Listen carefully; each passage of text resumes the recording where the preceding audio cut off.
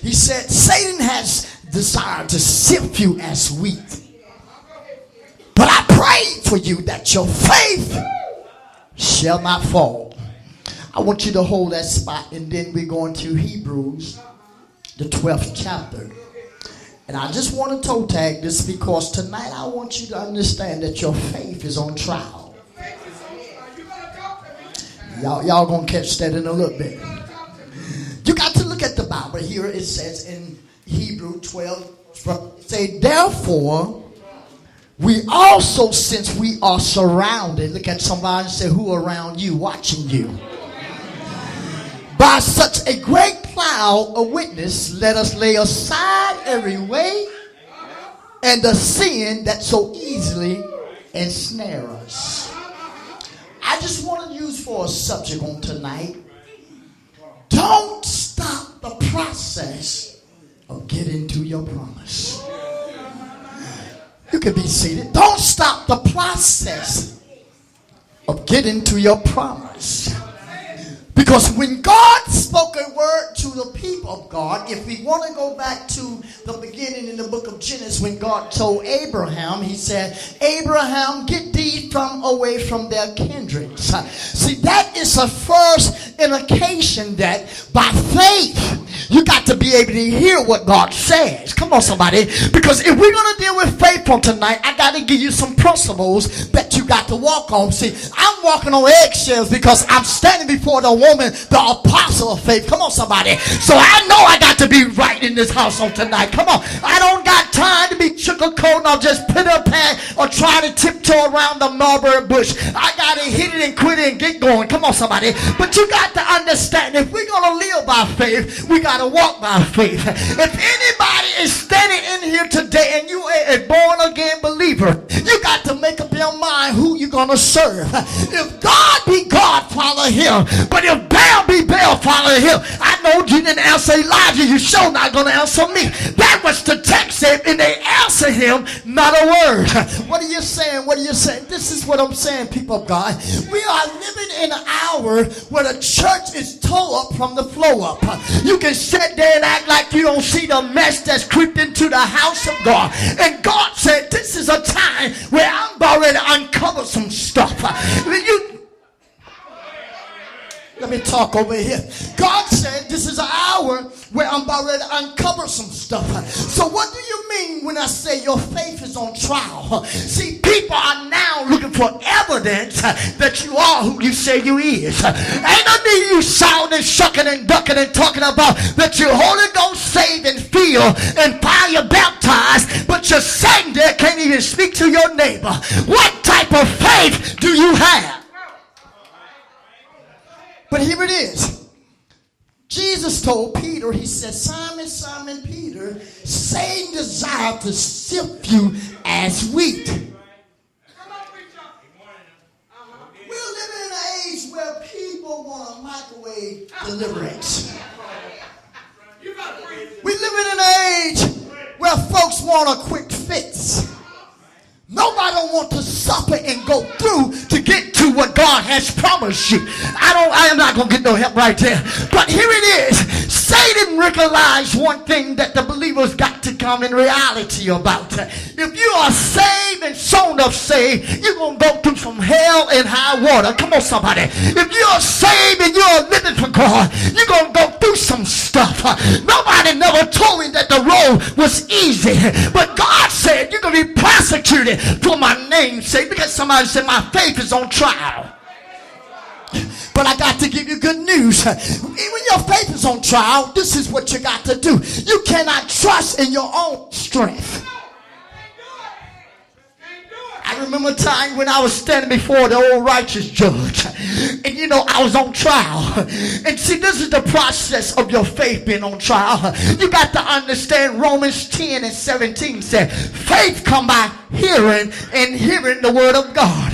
Can we deal with the first part of a trial? It's a hearing. Come on, somebody. So you got to go through process to get to the promise. In the first process and in the trial, that you got to be able to hear in order to obey what God say to do. I never saw nobody just get up and go without no instructions. And that's why your life tore up from the floor, because you have not went through the process of properly hearing from God, because you listen to everybody else. You got everybody else in your ear telling you what you can't have, telling you what you don't need to be doing. But I know who died for you. It won't your neighbor. Come on, somebody. It won't your friend. Come on, somebody. It won't Pookie or Boo Boo now. It won't nobody but Jesus. Jesus said, I don't care nothing about you being happy. I want you to learn how to live holy.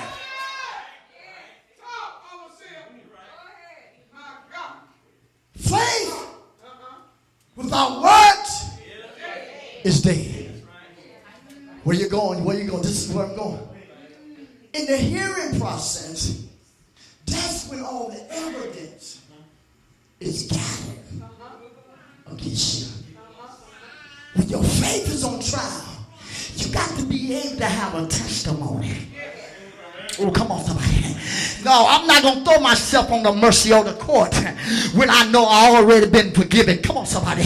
When I already know I got the best lawyer and that never lost a case. I got a lawyer named Jesus that he testified on his own behalf. Come on, somebody. And then they sentenced him to death, and he overturned the sentence and rose on the third day, and he said, oh, pow. Come on, somebody. You got to understand, when your faith is on trial, you got to walk now in the faith of him that died for you. Stop trying to pick every battle that you're trying to fight in your own strength. By faith. Abraham. By faith. Sarah. By faith. Oh, come on, somebody. You got to understand that if you don't have faith, it's impossible to please God. It ain't in your dance, baby. Because the devil can dance all night long and still don't have no faith. What Christ have come not only to build your faith, that's why your faith is on trial. It's because God is trying to shake something in your character. Come on, somebody. There's something in you that God is trying to get out of you. So when he said, now Peter, you see, I pray for thee. See, it's good to have one of the best defense lawyers there ever is on your side. See, when you first came to Christ, you need to catch this. When you came to Christ and gave your life to Christ, I don't care what the charges against you. Look at your neighbor and say, it just been dropped. Come on, somebody.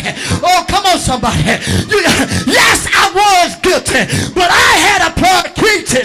I had an advocate. I had somebody that was pleading my case even before I got to the courtroom. So when I walked up in there, when all hell was breaking loose, when everybody else was against me, I looked around. I couldn't find nobody, but I know there was a man. Come on, somebody.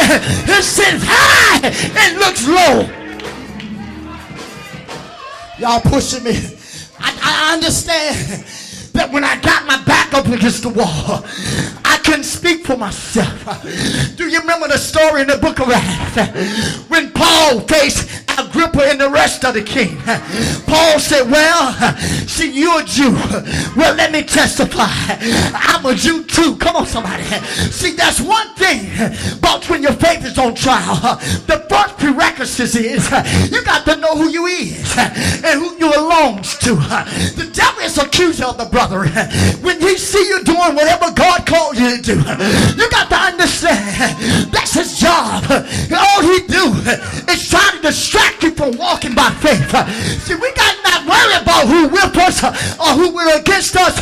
But when God told Abraham to leave that kindred, you got to understand you're going to go through a lot, but a lot can't go with you. You got to be able to let some folks go to hold on to whatever God say hold on to. My faith is on trial. My faith is on trial, mother, because I refuse to quit. Sister, I know what name that that I was saved in. See, people, they will put you on trial because they want to see, do you know who you say you is? Come on, somebody. But I know if it had not been for the Lord, come on, somebody, that was on my side, I wouldn't be here today. See, when you go to trial, you got to have a testimony when they put you on a stand.